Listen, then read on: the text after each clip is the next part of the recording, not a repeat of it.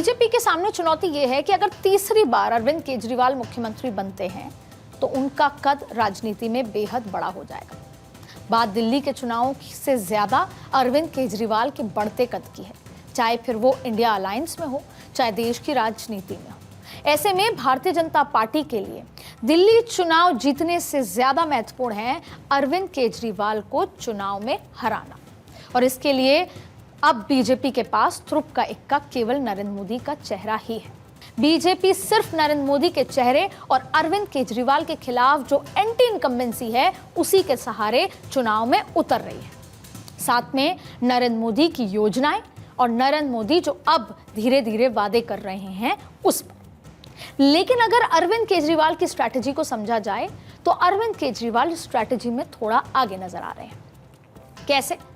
उन्होंने ना सिर्फ 70 सीटों के लिए प्रत्याशियों का बहुत पहले अनाउंसमेंट भी कर दिया, हो सकता है उससे उनको नुकसान हुआ हो, कांग्रेस और बीजेपी इन उम्मीदवारों के नामों की सूची का इंतजार कर रही थी, उसके हिसाब से अपने प्रत्याशी उतारी है।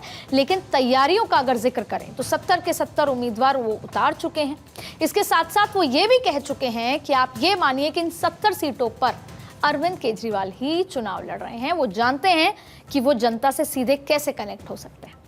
और इस सत्ता विरोधी लहर को कम करने के लिए, क्योंकि अरविंद केजरीवाल के लिए भी ये पारी आसान नहीं है। तीसरी बार मुख्यमंत्री के लिए वोट मांगना या अपनी पार्टी के लिए अपनी तीसरी बार सरकार लाने के लिए वोट मांगना आसान नहीं है। साथ में शीश महल का जिक्र हो, शराब नीति का जिक्र हो, ये तमाम चीजें एक आम आदमी इमेज पर एक तमके की तरह लगी हुई है।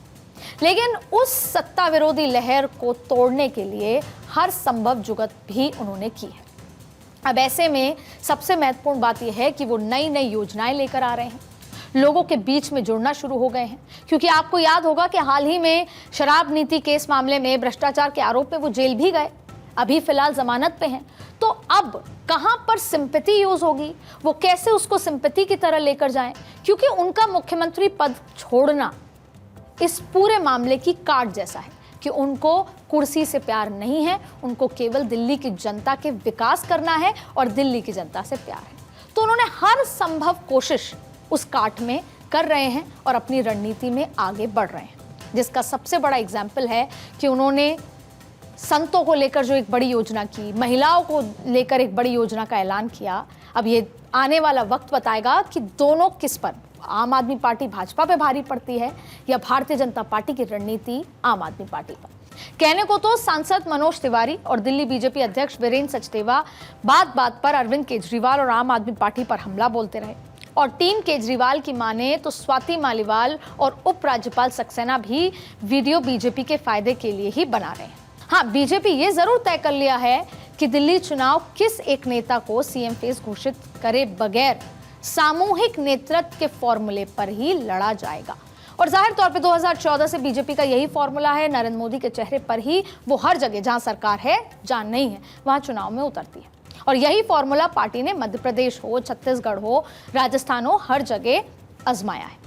खैर, पार्टियों की तैयारी अपनी जगह है, लेकिन असल बात है मुद्दे की।